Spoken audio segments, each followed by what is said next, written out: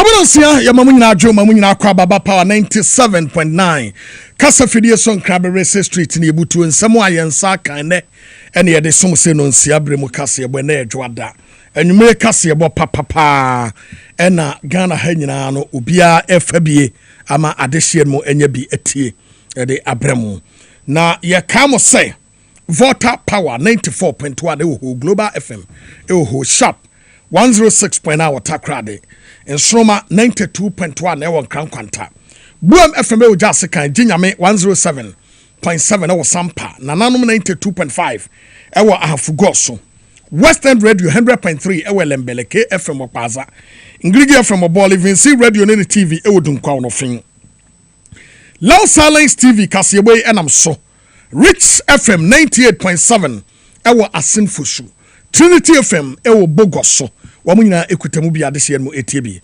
Oti Radio 101.5 ewo Dambai High Radio ewo Bechem Wimpan Sampa Win FM ewo Pusiga wamunyina ekutamu Apple 68 of Virginia USA Dice Radio Italy Adamfo Pad Radio Paris G Live Radio ewo UK OPD Radio wo UK wamunyina ekura Kasiebo mu a yede esomo nsama yede bey de di mu akotire bi Ekuo bi ya womo edin ene Ghana Social Justice Forum womo etemu se womo mkoya ye chireti ya galamse a ye chi womo no eye womo fa ahode ne yetete aso nipa de no baako ya democracy hub ya che womo no protesters no ene ya ma won bill ne yebekọ ko remedy nkomo na galamse ho ensem yi ena Concerned Drivers Association of Ghana womo so womo tie twia Organized labor essay strike no ebenya ba so galamse nti Esanso ena national chairman de ma ndi samayekono etre se ewiase mu wunuma pa ena ebedi wachi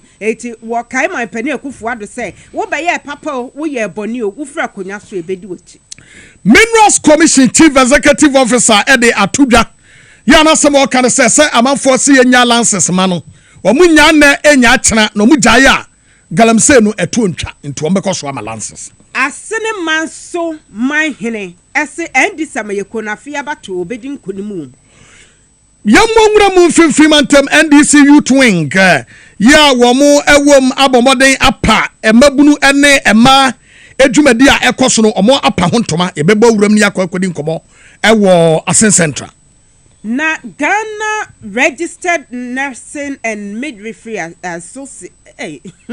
Association womo etrese ene anesefo entity ya womo ekode na be ya budi na ye de emomo eye certificate no yenya ne degree momo Gwomu East Deputy Director of Education etremu say Sadia school da na sia ba mape amen kwada na doso no ama adekere ho ayedin amomo pa And some no become no better Kasiebo mu ye live on Facebook Power 979 TV XYZ be possible man na man full page Facebook or hinababo ma bene page wo benya bia hwe wo ho enuma ko bi ebo ye tudom na ye de Kasiebo yi ebremo ye mfa da kase ema Sabash Herbal Center Medimosis Clinic and Prostate Center Antak Herbal eta yechi Sanso ena Piwak Natural Health eso bo yechi dom Little George Health Shop wamu nyina eta yechi Edu Herbal Clinic Roman Ridge Traditional Chinese Clinic Solak Natural Clinic Power Specialist Herbal Hospital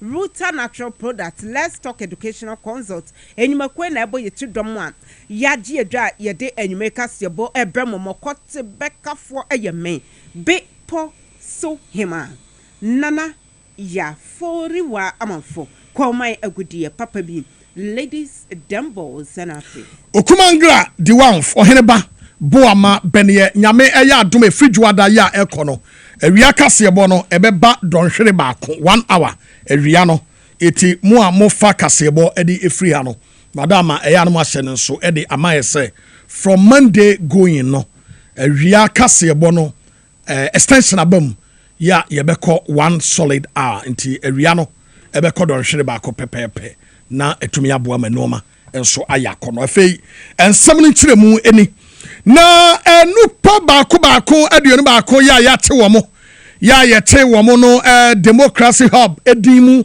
say wo mo eye protest ede fagalam say fomagudie ya yetu ma yensuo ho no enye say wo mo atiri mining na mom say yetu efuma gudie ewo nsuom ene kwayem ese nsuo ne kwaye no eno ene mrantie se da bida ye no se na amene se ye betra am ye nsuo nyina sei wa bra emwa ye nti sa de no masori akase tie no demonstration protest ena wo mo eya ye kokote wo mo no na yate wo mo ama ene yama bi bail bi mo so de yama won ye kwa homa so na ye ne lawyer Noah Adamte entwetwe nkomo yawura wadaroma ye mo akwaba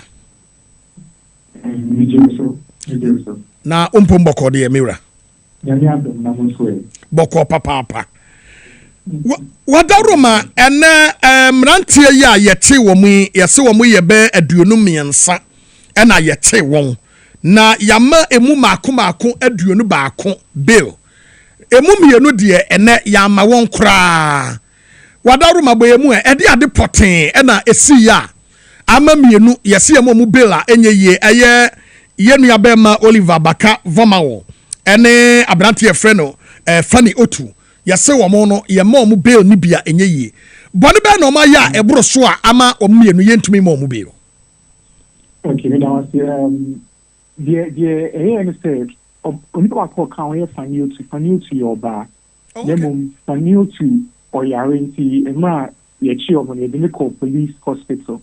Okay, say me no can say and cry and sack say on that so police hospital anything or no bill applications and buy and then and you count. Okay. Into no yes or no you never court na court no and grant the bill.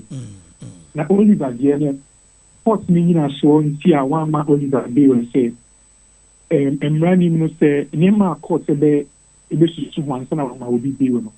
That we say eye information is in the na ye no and I'm right in the na so no sport so some run and mra na ya ma bill e wa asemfo from one. Court let me gina so aka say on money patroni bill because court na dream maybe I the money bill or better koye bi boni bill enti eno na and that eno you any idea court ni gina so and e deny Oliver Baka Vomawo bill Oliver lawyers Oliver ye the treason charge correction so sure and so on that so back court for 3 years in the back court enti enye misdemeanor said from swearing to what he said the action is when then maybe obegina so the man in my court and in Quebec court no money bill I said treason charges no that's on back court every day in Kawe so they say the way they obey back court now so court no agent on the court say in 3 months it's can say after my action is say they told us so brand no bill no only money bill name on court no share circuit court are there here 7 until Oliver Semno within the next 72 hours. And yes, idea the Oliver ba the court ni bill ma obe sign obe money bill obe share and no one money bill. Then ya senti and the yama Oliver bill. Wadaroma yehwe sa act na wo mo ejina so no. That's omo estate section 96 5C and a criminal procedure act 30 and a wo mo ejina so a wo mo de mefan se piempani no ejina so ya wode make this pronunciation no wadaroma emremu no ebia tese de okasa bia wokwa a wobetumi ayemfom so biem ne nasefo no na trese ye mani bela enye ye biem kra na Dabi o share the whole of section 96 na already fact here na section 96 na train conditions are court no ebeshe e decide say obe the bill and say all money bill. Okay, but and just say move akukra etosia court be gina eno nko aso and as a court be any we bet your money per crony bill.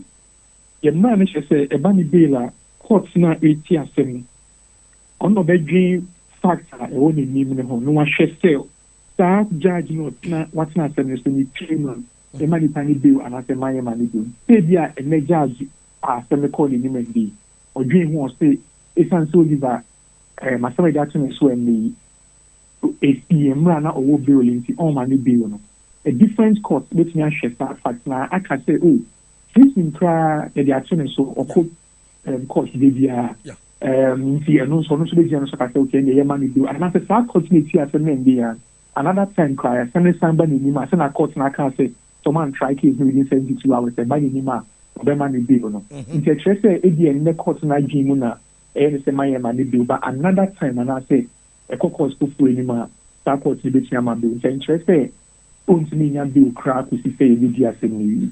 Wadaruma Fiaco School Kakre, na misdemeanor no.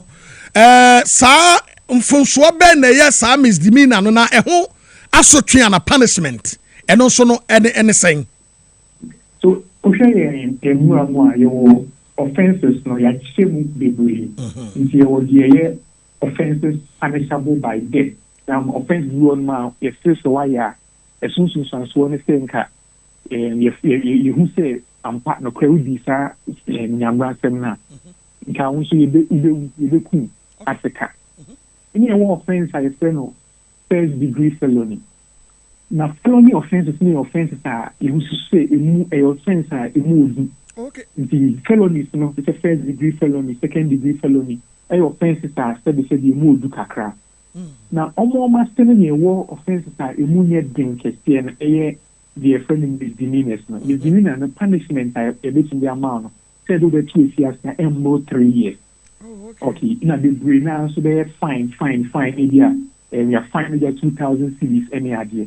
If your offense near charge protesters, you know, the brain now is that misdemeanor offenses. It's at the end, if you're more fine, and I said, don't make 2 years, and 3 years. And usually, you know, the offenses near misdemeanors are, and courts may you're more interested, say, on Bema bill. And see, I don't know, only I say, the judge and lawyer, dinner, so I can check courts and say, if I'm offense our committee in the degree, yes, you are committee in the degree, now you need the minister. The court mention anchor on granting bill. It's Anna, your brand here. Say, I can't nipanibi. Ya, omonsono, omobe appear. One baba bang, na, omonsono diano at the same. As I say, misdemeanor Korea, ye can ye. Bimo, ye momo, into prison custody. Bimo suko police custody. Adena afenumi no yes sir ya remind we be into prison custody misdemeanor krono ano edu obi akọ police custody tiremu e ba ne sen okay it say ye share omo e do mo ba court in that police for nipo mo chom near be 53 okay nti ebi mu ba court and o china so badge for and back court. Shangasa omunya the back court, omo cost circuit cost on back, omo bail applications no. Ye file ye bi munya court ochina. Nti omo so ochina be ti omo bail application. Even though san ochina na asem na nkasa titu na nkasa ye hearing na nkasa no. Omo e was circuit court no. And ochina be ti bi musu bail application. Okay. Ye ti omo like nipa do ni nya so omo hearing na nkasa ye trial may be determined so we did the man so we did form and on so be coso that was the acute cause in the pardon can almost bail application no e be nyame boa ochina na eno na me bisa say wabra no ayete wo mo no ye hu say the same offenses as say ye nyina na yakọ protest and yakọ demonstration yete bi no court no remind will be into prison custody and na bi musu ye police custody and na me bisa say aden offenses no bi de we tireche bi de ana de enye sa unte no mo court na dream no eni aban dream no mo dodo one doors okay intina police cells no entering fa omunina okay inti ye bi mu call police cells no mo ana kwan that police cells ni bi no na court me ka say me yon ko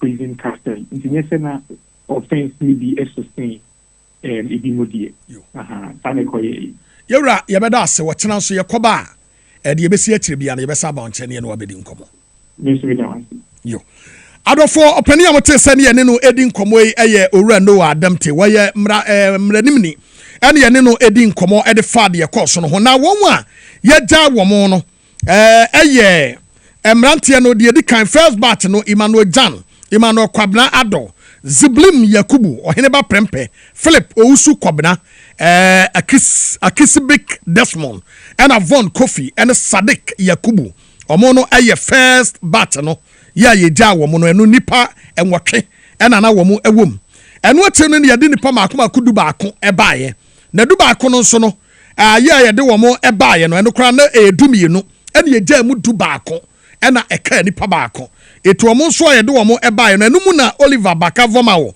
ono no yenya ne bie ama na nko bi a yɛka sɛ ɔno deɛ egya no ɛma ne kɔfie bi a ɛnyɛ akɔnɔ nti wɔnkɔ na wɔnsan nkɔnkɔ dɛm na wɔnkɔnkɔ tutu nneɛma berɛsɛ mu no wɔn bɛsan de na bɛsan sɛ na wɔ case wɔkɔ dadaada yɛ a ɛno no ɛyɛ treason ne bi deɛ yɛtumi ɛhyɛ sɛ obi ne aban kɔkɔ nhyɛ no ɛno bi ɛda ne so ɛna wɔsan akɔ akɔdi anyambrasɛm wɔ edi aka ho nti wɔno no yɛgya no ɛma ne kɔ a na ɛnyɛ yie biem nti asɛm no baabi asie ni nyame yɛ adom a wɔkyena deɛ yɛbɛsi bi ya nso no yɛbɛkɔ so na yɛatoa so na mmom ɛyɛ galamsey mu nsɛm no a ɛne yɛwɔ mu no na wɔ nsɛm koro yi a emu ekuo bi a wɔn edin ɛne Ghana Social Justice Forum emu pɛni ɛyɛ Yaya Alasan ɛnɛm wɔde ato adwa ɛkyɛ sɛ mmerante ne mmabaa yi a yɛkyerɛ wɔn no deɛ ɛmfa ɛkwan mu koraa wɔsɛ wɔhyɛ ɔman Ghana yɛama mmara yi a yɛde edi dwuma na cross 4 ɛwɔ article 21 1992 amamra anaasɛ constitution no emu no ɛma ɛho kwan yie paa sɛ nipa dasani a wote ɔman mu nneɛma bi nkɔ yi a wobɛtumi ayɛ yɛkyerɛ ɛwɔ ho man pani akufo ado kume prɛko ɛgyina saa yɛkyerɛ no mu die no mu ɛyɛ yɛkyerɛ pan tinka wo abra so deɛ ɛsɛ sɛ ɛba ne demonstration a wokuti akora na ɛbɛbi asɛ ne nipa wɔn do wɔn ho hyɛ mu no yɛkyekye wɔn ɛhyɛ apolisifoɔ adwa mu ɛne afiase eti deɛ Yaya Alasan wɔka nyina ɛne sɛ ɛkwan a yɛde mmerante ne mmabaa na fa soɔ no etietia wɔn ɛfa ahodie ɛso. Ghana is calling. Zongo is calling. Free Deputy is innocent, just like other demonstrators. Is against clause 4, article 21 of 1992 Constitution. It's well stipulated the freedom, the right to demonstrate. But today, Nana Akufo-Addo, the current administration, is handcuffing, is beating, is locking innocent demonstrators. We are calling on diplomatic wishes. We are calling on all and all to come out to join this campaign to free all the innocent demonstrators be locked in the custody. Emphasize, and we want to tell the public at the height of Kumi Preko, when we were under a military regime, Akufo-Addo had his freedom. He was not arrested. Neither any of the members, were arrested. Thank you very much. Ghana for you share and anybody. Yadishia no ma abanwe MPP government achi omu atum. Omu nyashe. Eti wey eye penipan wada ekuo ya ye from Ghana Social Justice Forum anom Yaya Alasan ena yetinenka.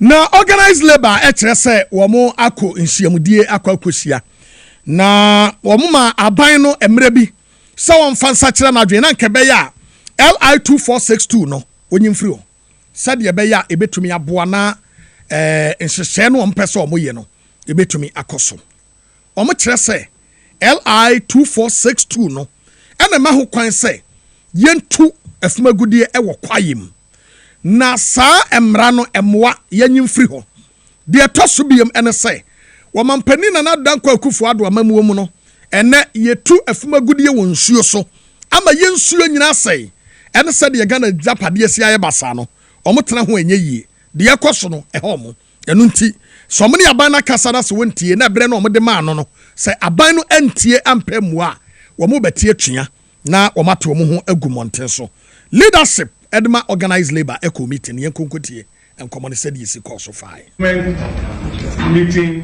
with organized labor's response. We have concluded as follows. Our strike remain unchanged.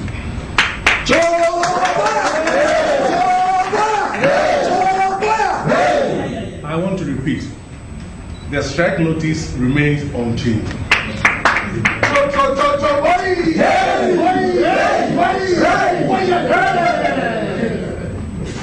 We have the view that what the government has proposed to do does not adequately address our demands. And therefore, our notice of strike notice remains unchanged. Thank you. Where are you organized labor and omodia to jano say demonstration there said the tie no asana tie yenko na yene Secretary General Emma Ghana Federation of Labor Owura Abraham Kumsen enko twenkomo emfanfa demonstration yo yawra yemo akwaba yo where do you mean be straight and sunset demonstration there yenim say ebenya abaswara na mum de di kan ene say modern hye bi de ma omampani say ebe yanka one revoke LI2462 onyim free ho na wanyem free wa demonstration be ba so anyem bia strike ya mo be koyi se oyi free wa mo be ko ana esan say Professor Frimpong Boateng ne krata wo twero ye no be kenkan kakra bi wo mu amwate say enya de omampani be yi free ho na page 3 no of the document no making kind from the first paragraph in kakra was say as will be mentioned later in the write-up the major challenges that we had in the mining communities occurred in 2018 when the Forestry Commission and the Ministry of Lands itself decided to give out almost all the forest reserves in the country for mining activities. Was said this was reported to Cabinet and it meeting on 28 February 2019. See Cabinet letter was said despite that fact, the Cabinet directed the Minister of Lands and Natural Resources to suspend the issuance of all new licenses permit by the Forestry Commission and also to suspend the licenses already issued for operation in 47 forest reserves. Was it from a ho at the baby CNA, the atianity, Omudasu a too good, El Quayim. Cabinet Aquaquasia, ama directives and subsidy. Edianema organized labor, Muhune say, Momo the Yakitua Yamuyi, a bet to me at Tama Bain, a Eli, Edia Flo. Yo, who are and then more friends about meeting nothing. Na me anyi wow because when I have person me say about what because I'm say there have been some situations me can say be be akwaji because many evidence but nkomodia akwa so won nkoni airtime you know oh yeah mama ti say the Secretary General of PCC, you know. Because the strike, strike action, near demonstration, strike. Yeah, strike. Yeah. So I said strike. I also strike over, but me, I was there. Now we pray because if you are in Korea, airport owner, there was sharp division there. Even though we were in the minority. The majority favored the strike. But almost issue has in the health sector. Okay. Health sector for but also we need them. We need them to make very big impact.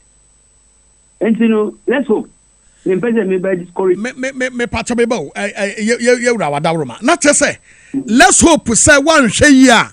Na organized labor strike no amaswana. Me pese me free MTV. I mean yeah, I mean because you know eh kukomu na meni woka tan komu. We gina e kwa ho na yedi komu. Because na me say mo koye no kra no basabasa bi si ho.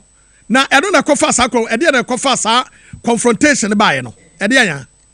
On the because me suspect there. Premier Musu, what is Cassam and them so means Cassam didn't we have no idea. But no, in some I see one.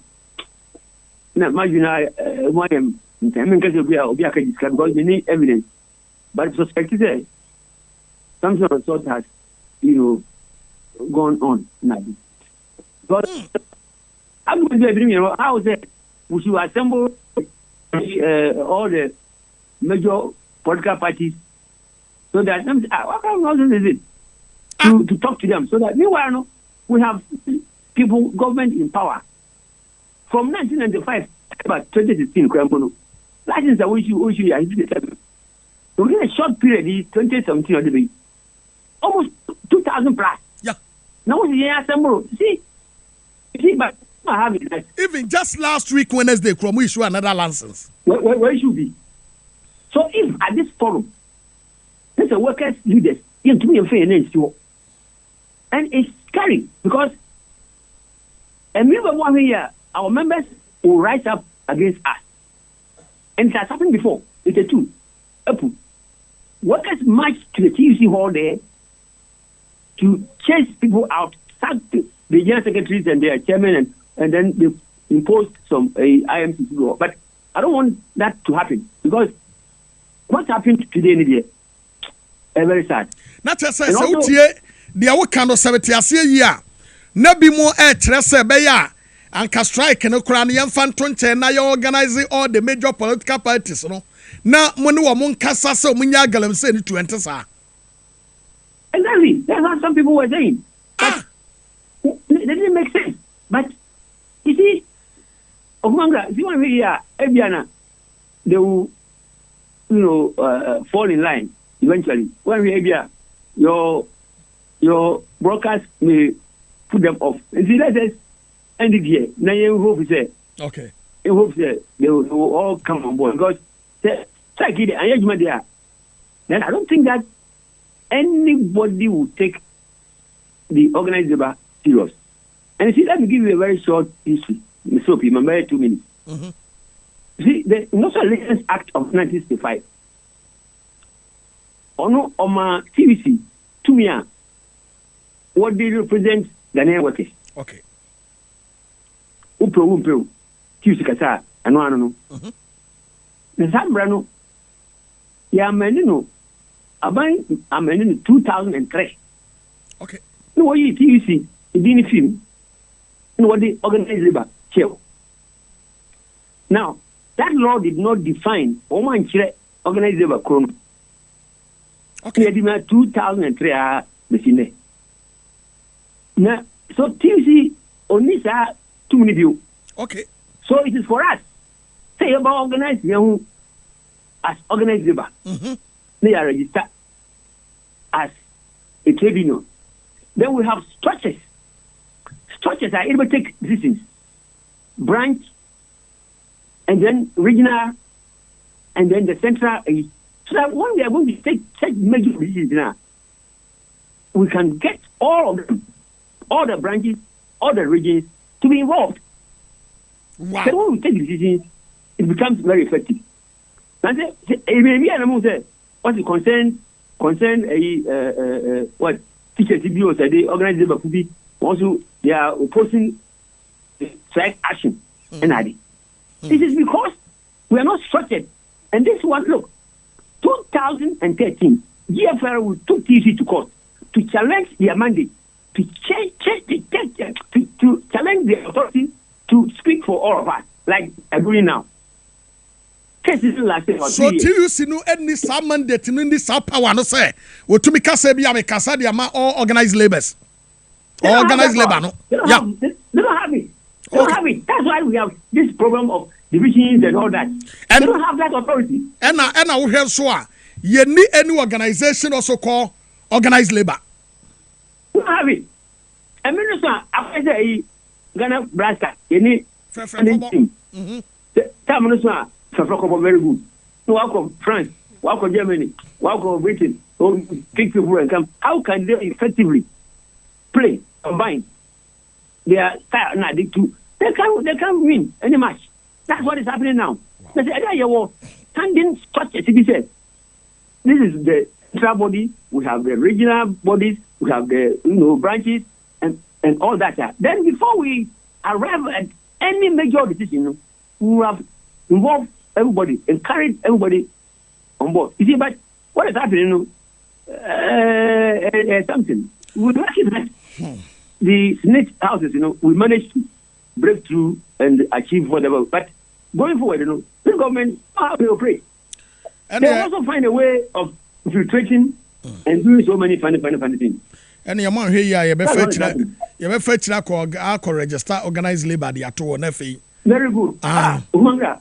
I will come over. I will run it. Do it. Oh yes. Because the constitution they say no a mandated the organized labor. It here register organized labor no aye na edin no omuka so any decision be yeah. I can't get it because who can get one here? Go behind. You right, that's here. You will be any of us. Yeah, that's you right. That's it. Fair. And some more. Ora Abraham Cousin and the Aten community demonstration now. Organized labor. Eba Bekono. There is no strike. No, there is no organization called organized labor. It is a say no. But organized labor no. Say you can't.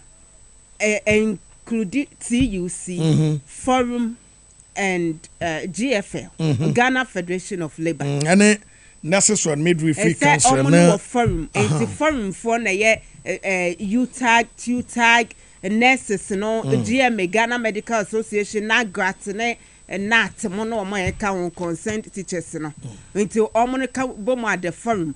And I what TUC. It said the Okano, unlike previously, near say, ye cat TUC dear Covo Munyanano. It's an organized labor and Omunina put together no. A organized labor. Once I almost share Papa Namekai. It's a meeting and then says Womoko. A ya quite be an ye faso. Na ya break him of front, no. Won't not wa buy time. Not why induce any pebby with money. Ye can and a monty. Won't. Eti sama so dia na to say organized labor manu nyama bafom. Strike na esa mama ne baso. Mama Ghana emra down. Ye patch say mon shut Ghana down. Se be ya my penny akufuado. Na ni bebre no watu galamse ase. Na galamse ne ye se effect ne ba. Na me amete me kwa na be kam ya na. Montina ho.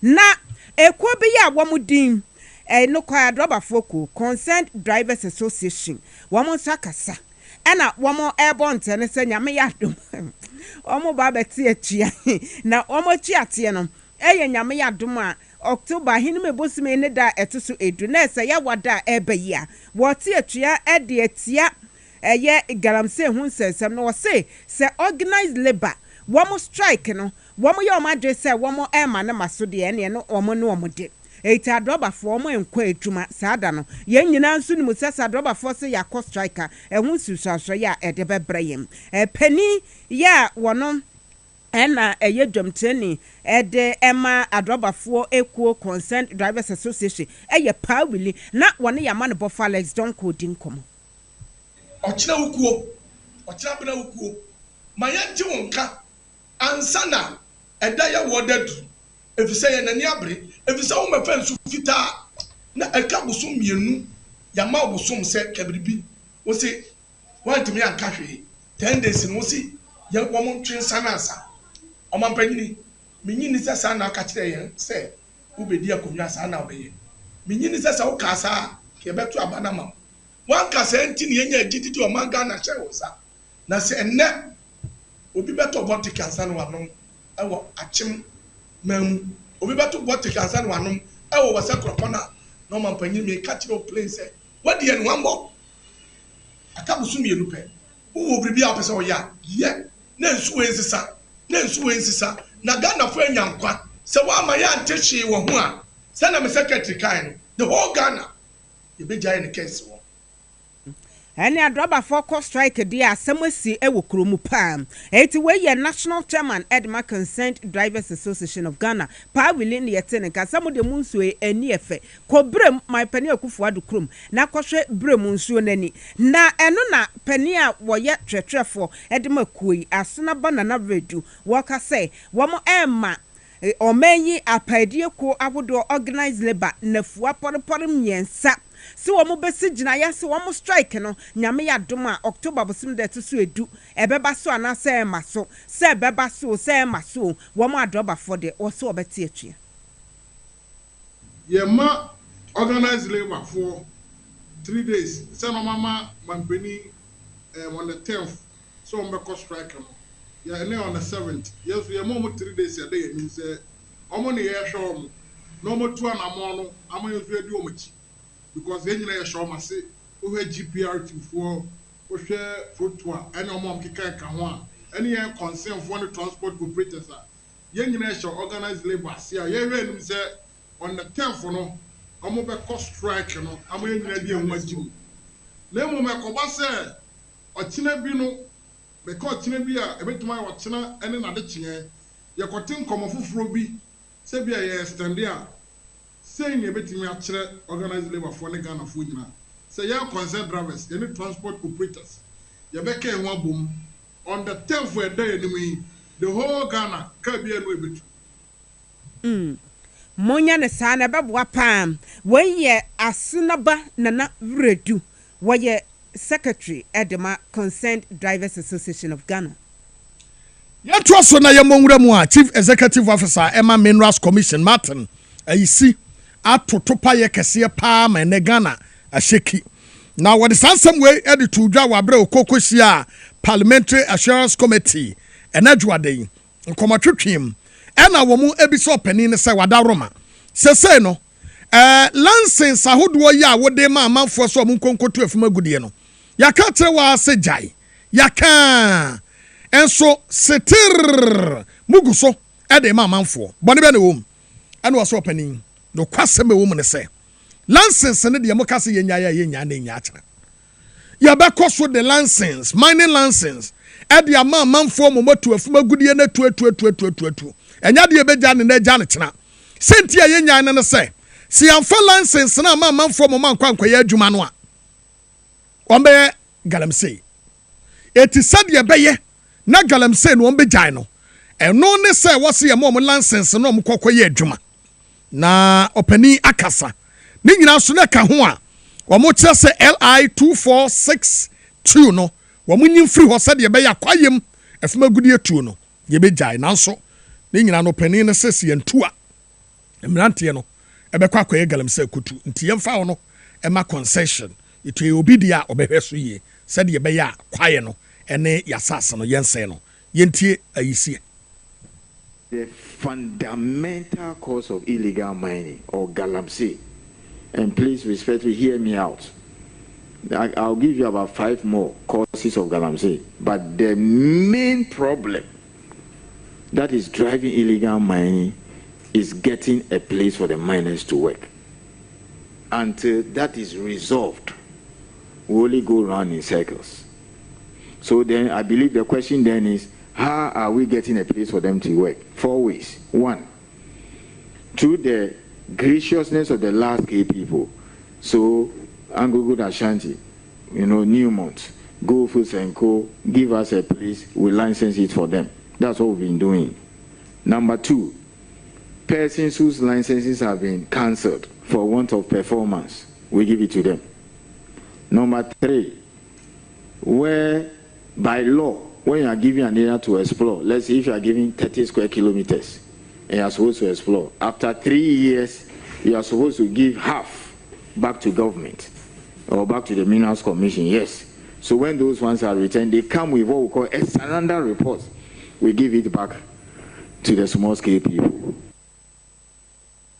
Ghana for enti enkomano asamna asie eno no eto panini say major problem e wo ho ene say ya ma minus no anase ya mfa license na mfa ma mo nkwankwaya adwuma ene ye na nya de bia ebetumi aboa esan say eba ne sa no amrante ne bekwa akwaya galamsey na ade ba ko a Martin ayisi wonim ene say the major problem of galamsey is unemployment. No.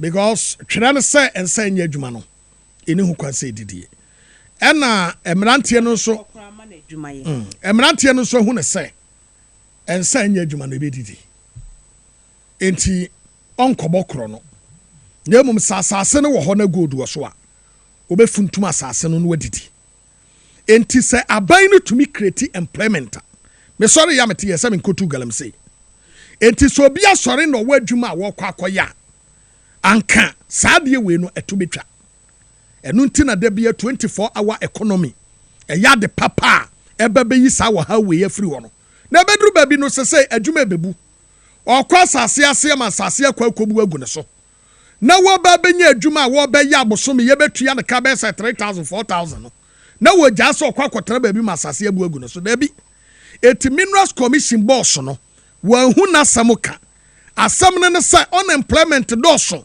ɛmabunu ne ne adwuma yɛ nansa yɛ aberanteɛ baako obisa president Kufuor say wotu galamsey so sa yenya yete ya na de adwuma ne yenye woni adwuma a very young guy your friend we secondary school woni adwuma akane no ya akane no so bi we secondary school a woni hwe kra no obekọ private school akọ akọkyere ade say private secondary schools no mogu no eti atachirefo na nanka wo so akọkyere ade your private secondary schools no say wo maba private schools no ɛna secondary school for no ankom bɛkɔ akɔkyerɛ ade no ɛtifie no maba sesa ɛna omunya baabi anko obi awie university ɛtifie 3 years 4 years ɛnora me fra baaya bi kan 10 ohima me do ye example 10 ona na oyɛ em say omo secretary or president or somehow ɛwɔ UCC na menene me yenu di nkom owie school aba betena fie ɛnyɛ ne wɔda so tifie nya adwuma nyɛ enti saa nipa no otifie no wonya adwuma nye no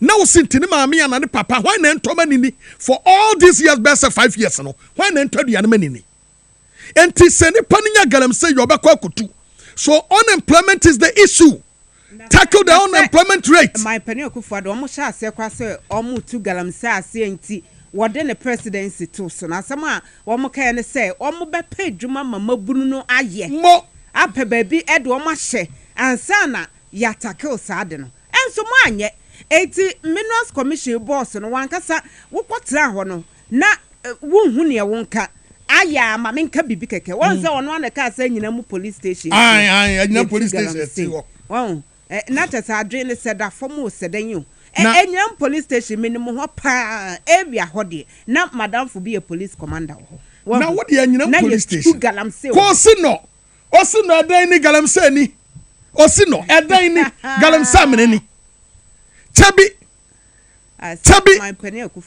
o mampani Kufuor do garden mu na galamsey kwaso oh etade no de papa nanka say tubi beye den na wo ma etubi wachi wache wo ma mamra na wo madi wa kasa o garden mu wutubi e na epoema ntem wo de hwe police station mu a echire ye tu galamsey wani nsu tuya wo enti wanya na adresi wo tu ase more organized labor enti ne yache mo say strike na mo se mo kono mo ma nimre na mo nko na mo nyai esabio de yetete se mumu bia gi sika enti a asesa mo adwen no na me de say na maka no ehun susu aso ba enye nipa ba ko na beka no konfo bonus wo man mo a wotimu bi wate na se abofra yese obomusuo nkrofo mudu mo ye nipa bonefo na NDC amayoko no emu dwamtire ni pani obra esedun ketie na wakasa na woka de atweadwe asisi se wiase mu no se wo ya de pa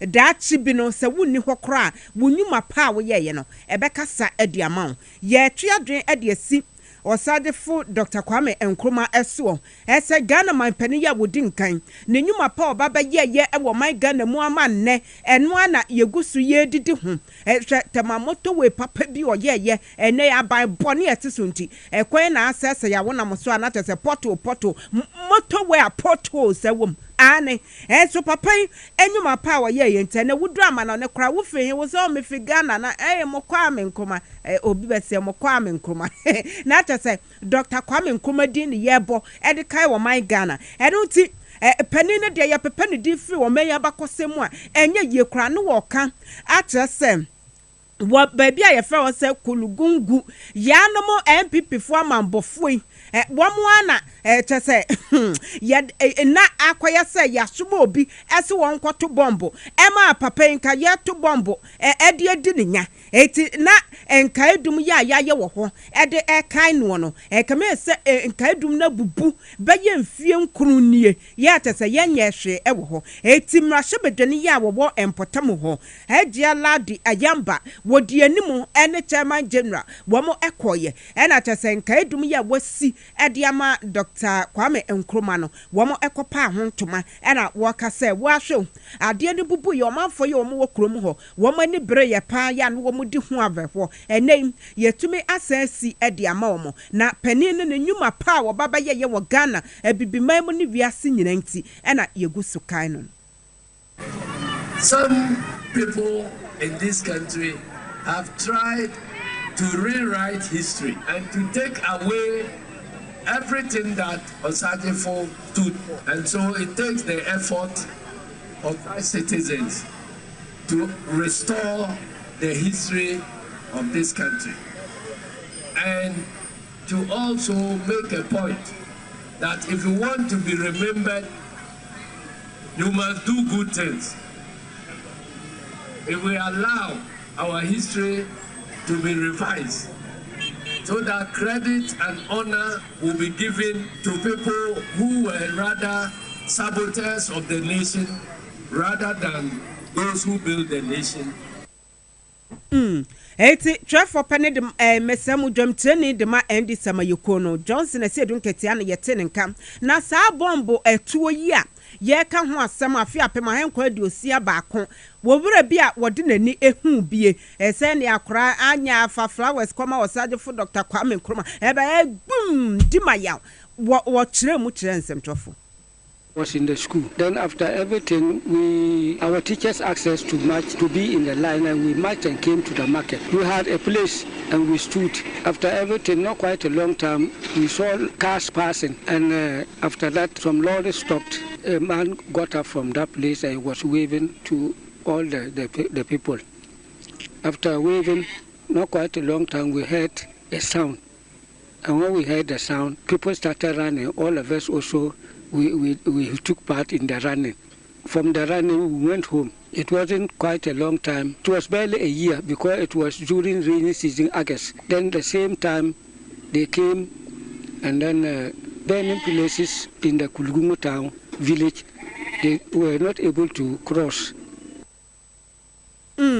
Eti afia pema henkwa aduosia baako 1961 amambofo ye bomba womo edesoma ya Dr. Kwame Nkrumah enka yentumo no osi yenya ne deyo enyi ne mfiri ho no eno eho abakosem ena pani wono na wo hobi wode nani hu ya na woka ekire ye nti Ghana amambofo de ye ka wo mu frase yenya ne o achepa kulugungu empotem na asem esiye and ebibrem ha penimfo a adi man penimpen wo mo atwam ekuo ahodo West African Elders Forum. And wo eba owura John Dramani Mahama hone no eba ye babedi nkomo. O therefore kwesi beche no otoaso. During the election, we are not playing the key role. We'll observe the election, but we are not playing the key role of the election observers. But we are there to mediate, to make sure that elections are done properly, to follow the regional and national protocols guiding elections, and where it's necessary for us to mediate, we mediate, so that parties don't really go into confrontation that will create a less conflict. We must commend Ghana, because Ghana so far is one of our good countries that have been conducting elections that has not led to excessive violence. Yes, there are issues. Even the last election from 1992 to date, but compared to most other countries, Ghana is on the positive side. We are very hopeful that even the next election will go the same way. We must also commend you and your political party. So far, your campaigns, we've seen that it's issue-based and no much of antagonism and so on. Owura John Dramani Mahama kane mampani ekire nani so a eso ewo nhyamude a abimemam mpanifo ene omaba bedi efise aka enefua aduosia baako ne yakwa akoto aba na ohaw anasa akinje ewo edintwo ngoma na yede kwa akoto aba no no we bebo akwanye ama obia ma no timi aka na asema kire mpanifo ne se afutuo bi wo ho a also mu di to electoral commissioner na wo motimeto to say ya eto aba we a ede asumdwe beba na enkofa basabasa ye bia emba. We all want a peaceful election, but a peaceful election is predicated on the groundwork and the preparation that is done before the election. I'm sure that if we get everything right in the lead up to the election, then the election will be peaceful and successful. But we are committed to a peaceful election, and we believe that if we cooperate with each other, especially with the EC that is supposed to be the neutral arbiter and umpire, we should be able to get it right again. Okasama for Emma Ora John Dramani Mahama, Unumunyan for Joyce Bauer, and in Central for Ebekasa HHM and Sama Ora John Dramani Mahama, editor and Penifoyanim or Bra and Shamudino Ecoson. What church must say, easy, was set omutne ye pa na sa partisans no more hono. Omun voa isi ejuma emma yenyina yakuma atoye. 2020 cry elections no. Yakayaka be by armed people were on the field. Then 8 people lost their lives. Ayawa so by elections no so there was a lot of violence. Nipa prapra and so white paper no cry by. Nana do catch ye say nya dia yampa. Na se mama chire mu say yenyina ye pe peace. But ye per se IGP EC ni nkrofo mu fa elections one sem nyina was almost so omugitu mu say sa peace agreement ya dia almost so be sign in the sano there they will give us the assurance so therefore Kasiebo Ora John Dramani Mahama na try e won kan and am this man boy efri bai na yet one seminal as you go see my penny John Dramani Mahama na catch him and no na what dia to edwa e ka se ene or how ye share ye pa e wo my Ghana emu no ye say one say enfiem pimienu ne dunsia 2016 ebra ya yakwa abato so no sa abra na man pani akufo ade ne Dr. Mahmoud Bamia nipa mienu nyina wen put together one more number one more eti one de na ada asem adafedefe sem ena eba to Ghana fo aso meba mema Ghana yete se wo so ahememu ena ja Ghana fo ete ase na ebi moto aba edema awom eno hu susu aso na ye hunu edeba besi ne ntu abo emu wokopie mu ewo daboya empotem say owo savana mantem emu mankarigu lengbishi empotamo ena waka say Ghana foi akwanya na saba ma yebio ebrenu nie yento abapapa yen sakramu ema Ghana ena yepa ye ho ye ho asen na tese ateti apansam se kontebe no etumi asagina na nasibi with choices, and in English they say not all that glitters is gold, and so when you have to make choices, you don't look at what glitters and think it's gold and that's the best choice to make. We're living with the consequences of the choice that we made in 2016 because the promises that were made to us were very sweet. One village, one dam sounded very nice in the ear. One district, one factory sounded very nice in the ear. $1 million per constituency per year. It sounded very nice in the ear. I don't want to add the others. If the fundamentals are weak, the exchange rate will expose you. And I don't want to add the others. Yet isikaso and so come there.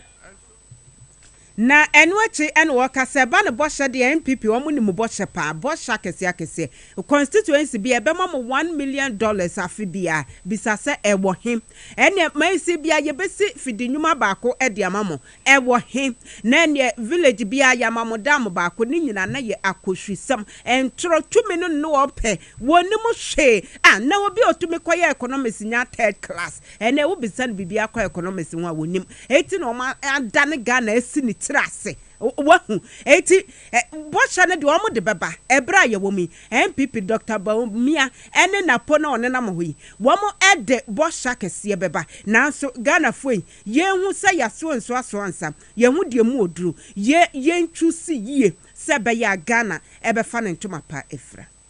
We are living with the consequences we made because increasingly our country has become bankrupt. Because government has borrowed and lifted our public debt level from 120 billion to 767 billion cedis. And those that have caused this catastrophe are telling us that forget about the distraction we have done. Forget about the hardship we have put you in. Forget about the suffering you are going through. Forget about the debt that we have put on this country. Forget about the inflation. Forget the cost of cement. Forget the cost of petrol. Forget the cost of food. And allow us to break the 8. Ene omo 8 ne de ya stopping ankasa ye bubu na pre atetimu apansam no sansa ye ba becheche Ghana papa ye nyina ye hwehwe eti afi wokwa bato eso a na what hwehwe no ene number 8 wana mampene John Dramani mama ene NDC ye wo na chese wato aba no mepacho woto aba na wo hu umbrella no wo na wode wo kokromotie no asi ho no wo pepa wonsa ewo esa eye we na electoral commission ye de besi wo se fa pepa wonsa na wo bu eye krata ne mu mienu sen wo ne tintimu eti wo bu mienu sen na fe wasa ebumu sen bio na wode ahye abato adaka nimu yato abama nsakraya no eti mepato ya akai na ye ne sa yam fasere mu oduro masolak natural clinic se wasomu Kasiebo yi ye de esomo wada roma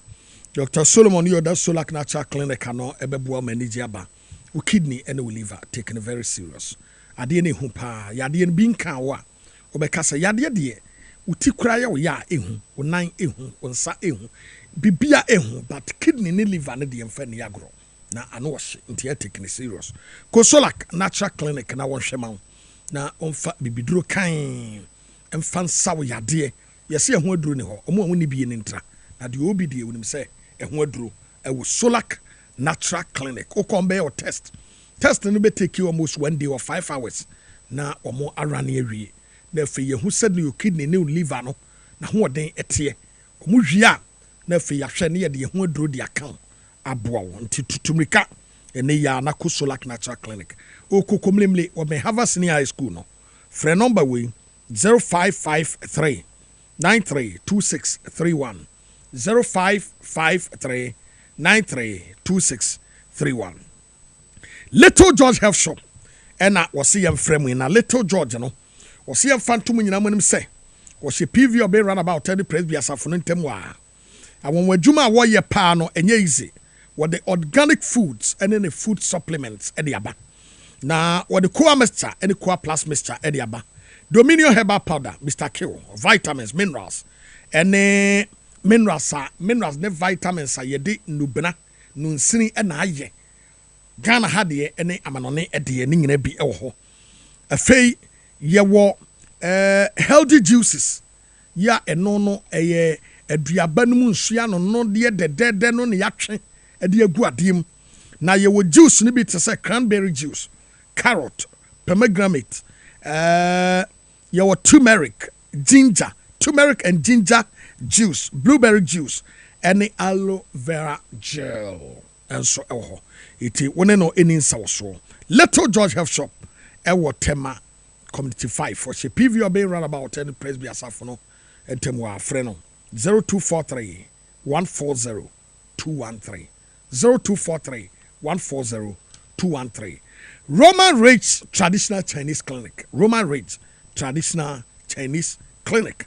Osi yɛmfa to Ghana fo nyina nim sɛ yadeɛ bi a wobɛbɔ so no utu ase de kudeku ɛma hotoba bi te sɛ wakoma ɛta yɛ wo ya ɛmfa ne yagro akoma yadeɛ ɛtu hwim prekopɛ ɛno ano okɔ ɛfiri asase so nso bi ana wɔ kwantenten ɛmen nso wakoma ate afiri hɔ da koro ama wafiri ate asefo asase so ɛno nyɛ nyame na akun wo ama yadeɛ na akun stroke ɛno so bɛka wakoto dem ama wanhwɛ yi a ɛka hwe fam asante bedi etu die bia ye bebo wuto satel da wo beko nti adwa very careful diabetes is very dangerous ye fa ni agro da ya de nyina edin de enso wo hwa omutirimu odin pa because wo hwe ya diabetes stroke diabetes wo ba wuto ndin diabetes bu amabene a de papa names ne very sweet enso ano spine wo liver and wo kidney taking it serious omuye ni nyina ewo Roman Ridge Traditional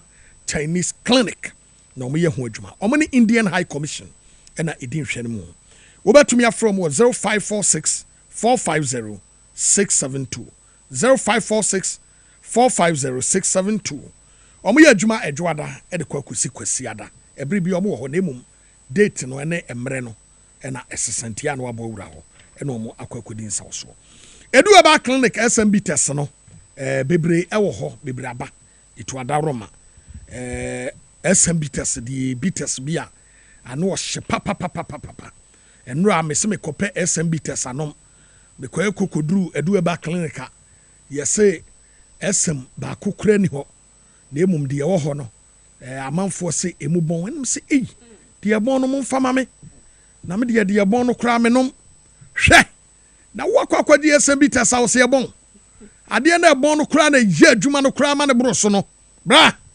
fa pebinom na SMB test deɛ masa hyia no kwasi adama atea mawie kura etie ya nunum bi na ɛmoa wo SM deɛ ɛmfa ni agro pebi to ka mu da bi ya me kase aduro no tobi to ka mu tobi to fie wo cars miensa make sure say car bi mu SM dem SM enafie wo kantema bi ato SM sisi fie ho wuduru asisi yade no anum bi ansa no face match no enkugu hu anim ase Joe points na SM no eboa me pacho ba bi eto ndro bi ya na SM bites ewo ho frɛ 0558 379545 0558 379545 Medimosis ɛne yɛduru ne so no Medimosis yɛ fanto Ghana fo nyinanim sɛ wɔde mfirihyia duasa baako ɛna ɛyɛ adwuma na awanwa adwuma wɔde ahabanuro ɛyɛ no Ghana ha yɛ ka mu di ahabanuro ayɛ adwuma tɛ no a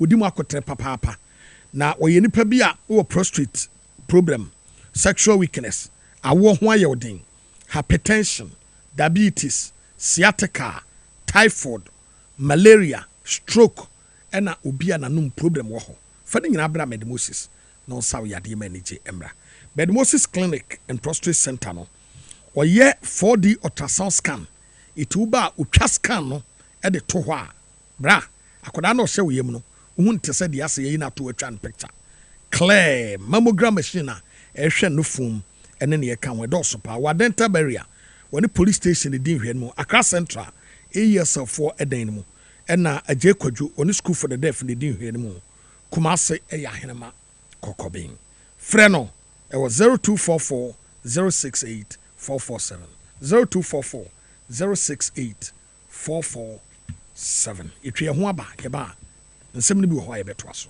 twɛn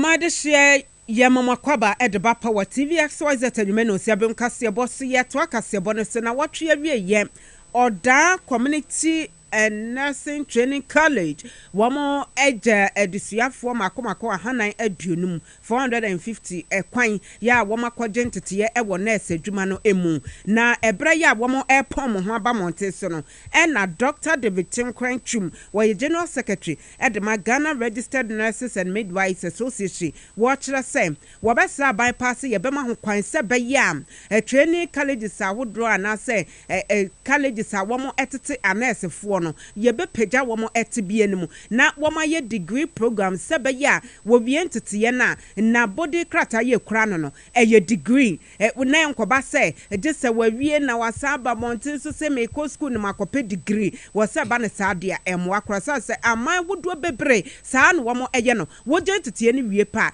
na che se wo ye degree holder eno no ba ne saa ema enije ba adwuma emu eti wo se yenya ne saa na Ghana ye yakechiri Doing preference will be as I said, nursing training colleges and midwifery training colleges are Ghana. It's me, our degree. The chance said the minimum qualification will be in nursing training college and midwifery training college, as I said, for DPA Bontian, SAFS. Now, as far back as 1980, almost 44 years ago, when I started degree nursing in Ghana. Nursing and midwifery, if you say a degree, most of the professions in the health sector. And so they doctor of other programs. The first year doing preparation, we are associated to me move a science. Eti wey Trevor Penipa Edema Ghana Registered Nurses and Midwives Association Dr. David Timkwanchum ena yetenenka Jones Abekaba wano na principal ewo da community and nursing training school emu ena wone se Trevor etwetwe common o ka se ba na nurse adwuma ne dia adwuma bi a anuonyam ewo mu yie pa eti wo mo ba montisi wo mo enfa komapa emeye adwuma here pa major for the say let's go bit minu akasa e okasa e pampaso so yare for yare ya ye na dey no insurance is papa and it is a unya kasa pa kas kire na le yare kwa no ya na educatico and it e futo me ma minu anu ma ene ye dey amo abaso body ama wo graduation certificate ama wo am ko pe juma ye dey say omunya mo trema yare for omunya ho brasie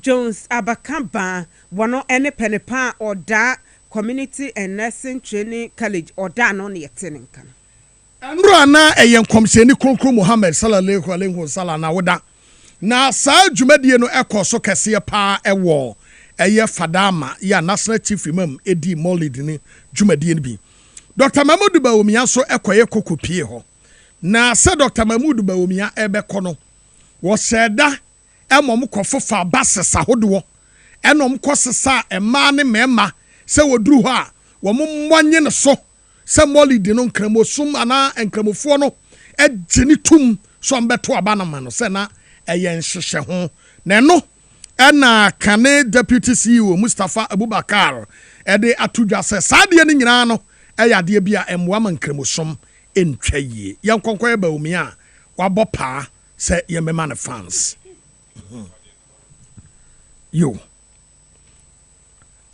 Bawumia wabɔ pa se yemema ne fans no video no enyanre nye ready na mum still me yi akyere mo e battleground yankonkotie Mustafa e wona asemo dia I'm for ebetime di bi ato to strike and turn the minds of people. In fact, some of our people, not only the Zongos, some of our voters across the country are disabled by some of these things. We will bet my image there and say, because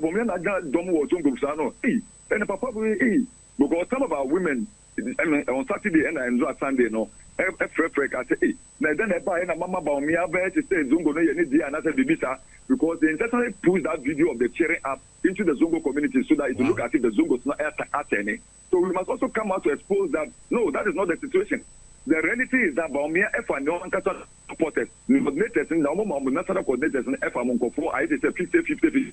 You know, Metro Mass bus at the Honum, Metro Mass bus no at the Honum, and we're loading them. Me will be a conca, I will a Kaigas Honum. So the answer is to be able to tell the Muslim community that come and follow us because this is your Muslim presidential candidate. Also, more boss religious card, no, that even the Muslims now love him, so let us all follow him. So all this is some kind of gimmick, political gimmick, and it is important for some of us who know the truth to be able to come out to tell the record straight, say, and yes, sir, Baumia is not loved by the Zongos. In fact, 2 weeks ago, when there was a neutral ground, he lost it big time. Well, I Mustafa Abubakar, former deputy CEO Maslok, and I attend in Kanunti, Baumia Kobo pass here, my man fans. You may video my bless him. Na mamenka for power specialist about hospital Emma say hepatitis A B C D E and answer fatty liver and a hawo wo prostate me pacho wo ba power specialist ye de ebibiduro e be kan na chese yabon ho ba ma yade bia ne wodi asie afiri ho udom pa abu a yese ye kese anyeye wo ba wo mo be hwa ma kuma se fe yase legboso ntwekwan e na wo mo ebo akra ha kwabenya Pokia CACP Road and Natakradi Anaji Estate or by Anaji Primary School no eya Feromo 0244544422 0244544422 3P Gallic Mr. Gallic Don was so when you be no my buoni peduano and no Kasiemo so Sradia dos bebre bad cholesterol ne no ma kaka ono no bi na nsiesie ni peduano eduro no very nice ono ma ebo piwak natural health and wodi aba the number is 0248 928 824 0248 928 824 uko Google now type the best garlic mixture 3P and a P no bi na mo natural product edu papa eye enua hini na yakabo mo edi aye ye wo Ruta mixture wo test hwe wanya malaria wadra wo benom eno no Ruta Titanic and also boa e wo horo typhoid mo wa fini pedua ni mu na Ruta Life edu papa eno eyi fi bia ne cholesterol bia fini pedua na boost immune system no ama Dr. Ashford Abbey na de aba edwaman so Food and Drug Authority say edri ayem etaya koba bia to no bia hwehwe bi to anasa for 0244503443 0244503443. Let's talk educational consult buan kwada omanya 6 months to 6 years from co school hona emie omadwenim aside curriculum no yede tro no ye tro entrepreneurship public speaking technology and art omo tesi nungwa estate Mango Street hono mo from 0249 069 821 0249 069 821. Sabashaba Center NFA Wamo Ewo La Paz Wane Abrante Sport na edi enhwene mo woman ye fi new market kwan no eso was sexual weakness wamo sasa ya de no wo ho asem nyina wo de abibiduro ebeka amon wakote na mu nyare wa ya na waba ne ya hwe afa Sabash Koko bitese wo ho etuko kwase eti eya hwehwedure bi na enomba bi eto waduro bi ebi wo ho na wo pese wo ne Sabashaba Center din koma ya afre 0500 064,000 0500 Spanish Jinko capsules no strategy free Jinko below bani so ya ye wonuma wunyini dada bia olukunyong itinumbi e ba adwene ne akoma ho ban your friend Spanish Jinko capsules your Spanish garlic mixture and the capsules so now set out wadru no wojon so bebre bad cholesterol and menstrual disorders wadru any e bi eton no bia no bo wura benya Spanish no bi antakeba and wo de aba free 0266 114111 0266 114111.